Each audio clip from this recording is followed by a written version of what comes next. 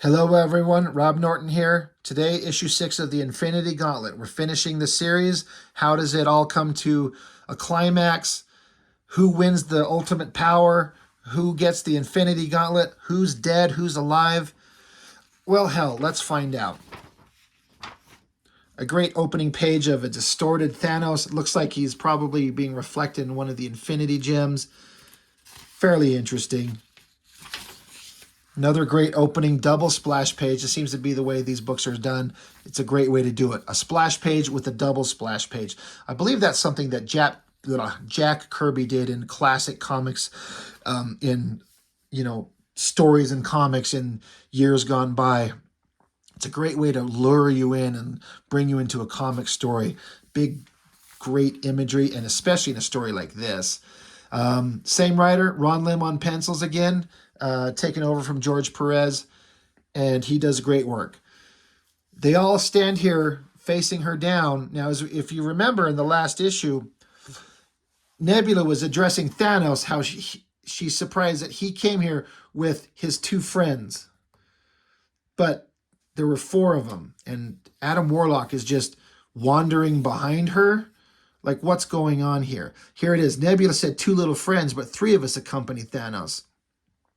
So these two are kind of having words back and forth with each other about what's going on and how this is going to go down.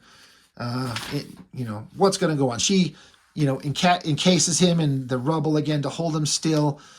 But look at Adam Warlock. He's walking closely. He's up close there. And you see that Strange and Surfer are kind of silently saying to each other, he stands outside the realm of chaos and order. And Thanos says Nebula is unaware of Warlock's presence. So she doesn't see him. She doesn't sense him. Even with all her power, he's hidden from her view. That's why he's walking around. So, he's taunting her how she doesn't know what to do with the Infinity Gems. You don't know what you're doing. She's like, oh, you did, huh? He's like, look what I have accomplished so far. She's like, great deeds as such as killing off half the universe. Like, she's shocked at the horrible, nature of what he did. He says, thinning the herd. She says, sheer insanity. So she doesn't like what he did. So she's like, this cannot be allowed to stand. And by the power of the Infinity Gems, I shall see that what you've done will not last. So as she makes that statement, Warlock, who she can't see, points to Doctor Strange, and he starts doing a little magical thing. They've got a plan, something going on. But here, Nebula says, with the exception that I retain possession of the Infinity Gauntlet, let everything be as it was 24 hours ago. Thanos screams, no. And suddenly, all the heroes that we saw, they're kind of back on Earth. Characters who were dead are alive. The destruction that had been, visited upon Earth is done. Is saying how most will remember nothing. Some will have a nagging feeling that something happened, while others will remember, but the memory will prove maddening to them, for it will punctuate just how truly helpless they are. Powerless against a force beyond their comprehension, a will capable of either causing galactic genocide or returning a frozen planet to its proper orbit. So let there be celebration throughout the heavens, for a false god has fallen. The reins of power have once again shifted hands. The game continues. Behold, a new day dawning, and a mere wish gave birth to the reality. For dear Nebula willed everything to be as it was. Thanos is smiling as he says that. And we see she's back to her rotted corpse form. She got what she asked for. He reaches for the gauntlet, and boom, she's back to her normal form. She says, a mistake that even the wretched thing that I was can rectify with but a thought. So it's showing an interesting way that she's not quite up to being able to control this thing. Like, in her attempt to fix everything, this simple mistake almost cost her her power. Again, you see Warlock very close. She doesn't see he's there, or she doesn't see that he's there. You see he's reaching out to her, and he touches the gauntlet, just touches it.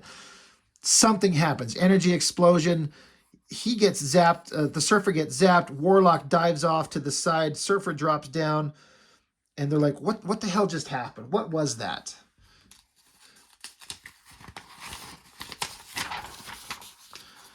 And she sees that Strange was trying to do something, so she locks his hands down so he can't do anything.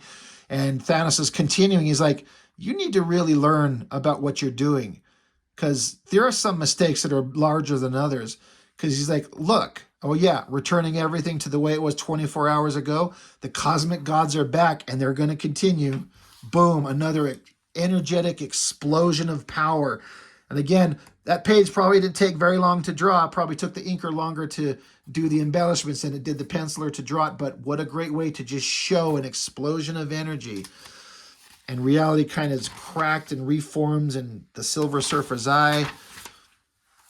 Surfer and Adam Warlock are in the soul world. Now, I got to be honest, I didn't read any of the stories that involved this, so I don't really know what the soul world is, except that it's a different reality where Adam Warlock is very familiar with this place and its connection to the soul gem, and which is why he's got a connection and an ability to affect big things that no one else can. So anyway, now this is an interesting fuck up in the book. I assume all the books were this way, but look at this page. By itself, like all these cosmic gods firing and attacking, off panel. This is obviously a screw up in the printing of the book. Somebody misplaced an ad or figuring it out, because you go from here to there's the other page. This is clearly supposed to be a double page spread. Unfortunately, I don't have 2 copies of the book or something like that. But you can see if you fold the ends together, like, let's see if I can't get this to line up. You can see how obviously this is a single image. This is supposed to be a double page spread, but they fucked it up. So that read really weird the first time I read this book. You're like, what the hell is going on? But it's just to show her diving into battle against the cosmic entities, taking them on. Again, the universe is exploding while this is going on. In the soul world, again, an alternate dimension. We saw it, it wasn't really clear. I didn't really mention it, but Warlock says he needs to join with the Surfer to have a spiritual connection so they can understand each other for the next stage of the conflict. And here, now that they're done, they disconnect. Warlock is saying, now you know all that is Adam Warlock. And he's like, and you, Norrin Rad, which is Silver Surfer's real name. So Warlock is saying, so you understand what I'm doing, my intentions. He's like, yes, I get it. I understand. Although he's saying, he's like, I still cannot fathom your attitude towards this entire situation, towards all life in general. You're so detached.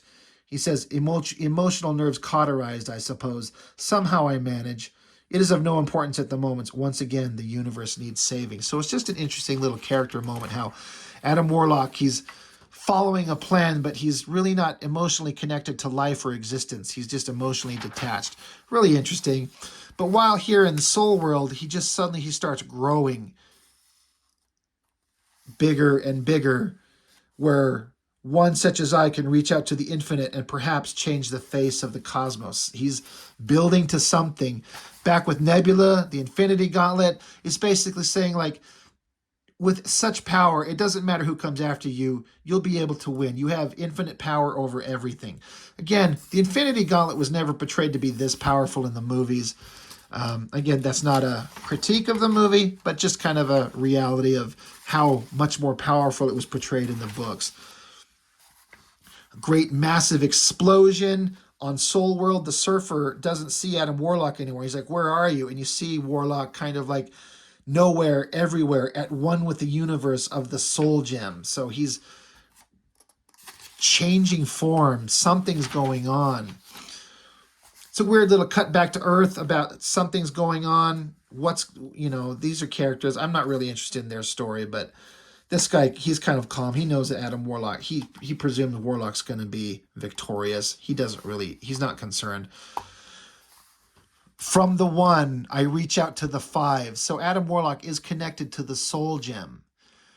And as he's connected to it, he's able to reach out from the 1 to the others. And Surfer's just trying to Warlock, what are you doing? What's going on? A great explosion again. The cosmic gods are again turned to stone. They're imprisoned, and Nebula has them. She says, all hail the coming of omnipotent Nebula. This shrine built in space, she's reformed it to fit her, got her face on display.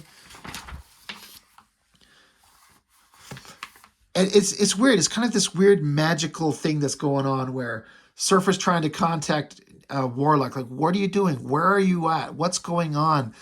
And he's kind of connecting with the soul, the gems, while she's unaware of it. She doesn't understand what's going on, but he's kind of in a otherworldly place, connecting to the gems, not trying to physically fight her. You can't physically fight her. You have to go to a different plane of existence to defeat this. Another massive explosion. The gauntlet erupts in power and it drops off her hand. It falls to the ground. Doctor Strange is like, time to call in the reserves.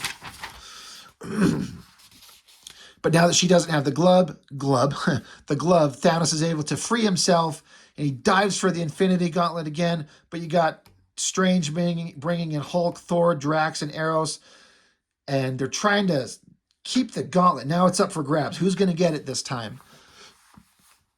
Doctor Strange is like, you see here, he's got his power. He's using it to grab onto the glove to pull it away. Like, quickly, we can't let Thanos have it again. Fight ensues. Nebula decks Doctor Strange. The glove flops onto the ground. It's lying here, and they're all diving for it. And it's kind of a silly moment. It kind of made me chuckle, but considering the severity of everything that's going on here, as they charge towards it, Thor slams Thanos down, but stupid Drax starts attacking the Hulk, and Hulk is like, you idiot, I'm on your side.